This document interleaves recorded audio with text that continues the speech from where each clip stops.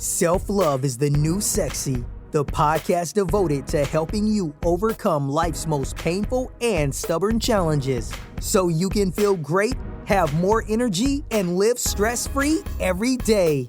To reach your full potential, simply work with the powerful spiritual principles that are readily accessible to everyone. It's easier than you think, and on today's show, W. Mark Watts is going to show you how starting with self-love is the key to joyously and harmoniously making that happen. Hey everybody, this is W. Mark Watts. Welcome and thank you for hanging out with me for another episode of Self-Love is the New Sexy. Today's podcast episode is about, have you ever been hurt or deeply disappointed by anyone in your life? Have you ever been deeply hurt or deeply disappointed by anyone in your life? Now, I'm going to raise my hand right away because there's been several people, especially several very key people in my life that I have allowed to deeply disappoint me and deeply hurt me along my journey, this journey called life. Now, the interesting thing about that statement is the reason why we are able or we allow other people to hurt us and disappoint us is because we, each individual, we have forgotten that we are whole and complete as we are. We don't need anything else outside of us to make us happy. However, we've allowed these people to become something that we think we really, truly, and honestly need in order to be happy. So guess what? That sets us up for the disappointment, because now when they do or do not do X, Y, Z, we are now in a place where we've given them the power and the position and the ability to make us feel less than. So again, I want to turn the page a little bit on how we look at hurt and disappointment, because it's the key to us overcoming and really making us transition into our true wholeness consciousness, which is who we really are. Now, I didn't coin a new phrase, but I learned a new phrase, I should say, from one of my mentors, Mr. Matt Kahn, that I'm going to steal or borrow and share with you tonight, called conscious accountability. Conscious accountability. When I read it in his email the other day, I thought, oh man, that's sweet. I got to speak on that a little bit. So I did a little research and did a little digging and realized how important conscious accountability has been in my life. And I'm hoping that you'll understand and maybe take something that we go over tonight and start to implement in your life so that the road ahead for you can be a lot easier. And again, the biggest deal here that I want you to understand is the only reason someone can hurt and disappoint us is because we've forgotten how whole we already are. I know I have forgotten, and it started with me very early on because I come from my parents divorced when I was maybe 7 or 8 years old, and my dad was not around very much at all. I mean, in the beginning, he would come and go every now and again, but pretty much after the divorce, I mean, he was pretty much non-existent for me and my 3 older sisters. So, of course, a father not being there for his son creates a huge vacuum, a huge void, and huge disappointment that, of course, I didn't realize how disappointing and hurtful it was until much later on in life when I started to try and unpack why my heart was so cold and why I had built up walls around me and I wouldn't let people in but so far. And I was very defenseful and very, just stubborn and standoffish, and I had to dig deep to start to figure out, where does all this stuff come from? So number one, I learned, wow, one place it came from was my relationship or lack thereof with my dad. Number two, and my most recent, my ongoing relationship with my son has taught me so much about this concept as well.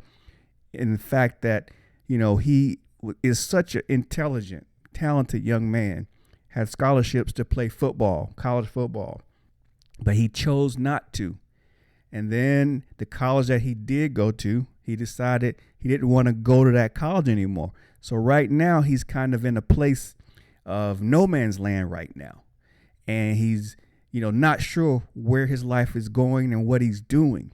And there have been many other bumps in the road prior to this. I won't go into those right now. I've probably mentioned some of them in previous episodes. But there have been many opportunities for him. And again, being honest, 100% full disclosure here, I was very disappointed in the way that the last couple of years of his high school career went academically, because he started to lose interest in school and he started to make very bad decisions and hang around people that don't have his best interest at heart, started making bad decisions.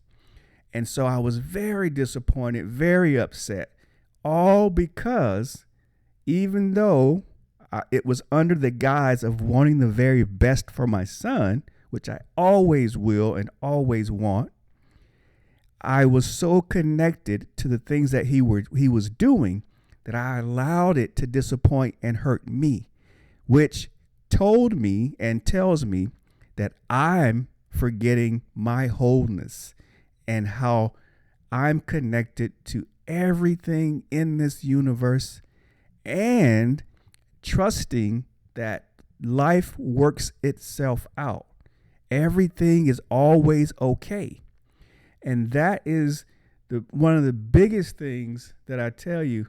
Once I started to learn that years ago, and I'm continually getting lessons, because we always get lessons, right? We never are fully there where we need to be. But it's always great to recall and understand, man, when you recognize that lesson coming back up. And this one was a huge one for me because, I confronted him, and, I had these, just verbal attacks on him, that I've had to apologize for and work through and figure out. But I was hurt. And when I unpack everything, I realized a lot of it had to do with me. The majority of it was with me, my fear, what was going to happen to him, how was that was going to reflect on me as a dad. I hadn't done my job, and so forth and so on. And so I've really had to work to realize and step back that, listen, you are connecting too much to what he's doing and who he is. He is allowed to be whom he wants to be, make his own decisions. You have to be okay with that. And you have to step back and breathe and realize how wonderful life still is, even though he's in the midst of the things that he's doing and this uncertainty. He'll find his way. Life has a way of working out. And the more I've been able to breathe into that and give him the space and the opportunity to be who he is and do what he's going to do, I can't tell you how much better our relationship is getting and has been, how much better I feel. And I know he feels a lot better because he's actually talking to me a lot more than he has in previous years. So it's just a huge, huge lesson. And I'll give you one more example in my life as we close out this particular episode. And that one is when my last relationship went south, when she decided that after 12 years, she no longer wanted to be a part of the relationship, didn't really want to discuss it, didn't give any answers as to why. There was a little bit of discussion there, but not very much at all. And now we don't talk to each other at all. And at the time I'm recording this, that was 3 years ago. So that, of course, hurt me. I was totally disappointed. I was mad, et cetera, et cetera, et cetera. You name it, I was. However, it's not her fault. I can't blame her for the way that I feel. The way that I feel is all because I've given away too much power to that relationship. And I've forgotten, again, how whole and perfect and secure I am in myself. So I don't need that relationship to help me do anything. But I had put so much into it. We had put so much into it that it's very easy to see how that line gets blurred. So again, that was another huge lesson for me. Step back. Conscious accountability basically means this: taking back your power. How do you start that power reclaiming process? Forgive the other people. Forgiving whomever doesn't let them off the hook, but it frees you from the bond that you've created by allowing them to affect you in the way that you've allowed them to affect you. So forgive, because it frees you. Now, when you're free, it's easier for you to get your power back because now you're self-reliant. Number 2, remember that you're already perfect. You're already whole. Whatever it is that person meant to you or means to you in your life, you are going to be 100% fine without them. And it's not always easy to see or feel in the beginning, but trust me, you have to come back to that realization, and you have to really root yourself and ground yourself in that truth, because it's true. If you think about it, think about the people that used to be in your life that meant so much to you. And now, if they're no longer in your life, didn't you keep going? Didn't you continue to be successful? Didn't you continue to live and do the things that you need to do for yourself? I think you're going to find the answers yes. So in that moment, it might be difficult, but when you step back and breathe through it and realize that you are already whole, you're already fine, you're already perfect, life will continue and you can be great. It can be great. They can be great. Everybody can go on and be happy and successful and prosperous. And that's just how it is sometimes. But you've got to remember that you're fine. You're whole. You're good. Everything's going to be good. Just trust that life has a plan for you and that life is always for you and never against you. Might not always seem that way, but life is always trying to take you higher if you will allow it to. So just a couple of things there, and I don't want to belabor this episode too long because it's about time for it to be over. However, when that hurt, that disappointment occurs, I need you to do a couple of things. Be able to find forgiveness, because that's gonna start the process of freeing you from that connection. And then once you do that, remember you're already whole. The only reason they're able to hurt and disappoint you is because you've forgotten how whole and peaceful and loving you are, and that you're going to be fine regardless of what's actually occurring in that moment. And then you take that step back and you breathe. That gives you the opportunity to start to bring your power back, get all of your power back, become the most powerful person that you can possibly become.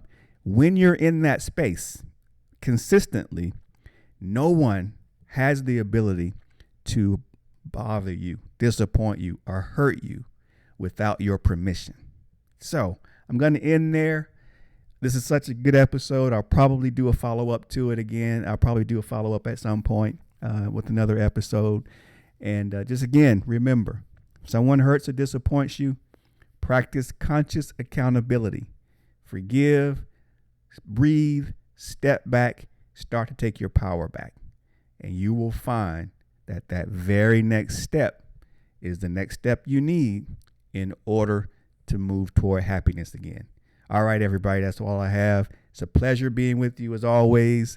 Look forward to speaking with you all again very soon. Bye now. You've been listening to Self-Love is the New Sexy with W. Mark Watts. If you enjoyed today's show, be sure to tell a friend. Also, make sure you never miss an episode by subscribing to our show on Apple Podcasts, Stitcher Radio, or wherever you listen to podcasts.